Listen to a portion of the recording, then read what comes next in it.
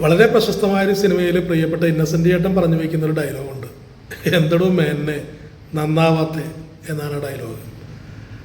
നമ്മുടെയൊക്കെ ജീവിതത്തിൽ പലപ്പോഴും സംഭവിക്കുന്ന ഒരു കാര്യമാണ്. ജീവിതത്തിൽ അഭിവൃദ്ധി ഉണ്ടാകുന്നില്ല, നന്മയുണ്ടാകുന്നില്ല, ഒരുപാട് പ്രയാസങ്ങൾ അനുഭവിക്കുന്നു എന്ന് നാം ദൈവത്തോട് തന്നെ പരിഭവിക്കുകയും പരാതിപ്പെടുകയും ഒക്കെ ചെയ്യാറുണ്ട്.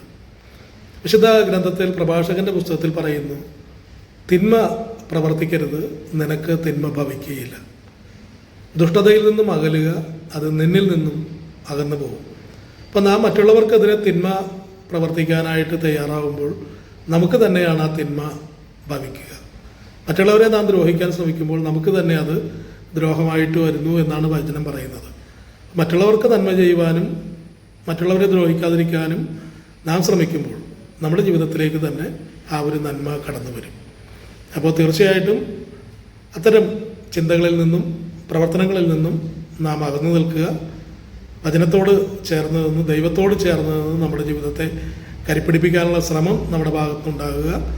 വചനം പറയുന്നത് ഇങ്ങനെയാണ്, തിന്മ പ്രവർത്തിക്കരുത്, നിനക്ക് തിന്മ ഭവിക്കുകയില്ല. ദുഷ്ടതയിൽ നിന്നും അകലുക, അത് നിന്നിൽ നിന്നും അകന്നു പോകും.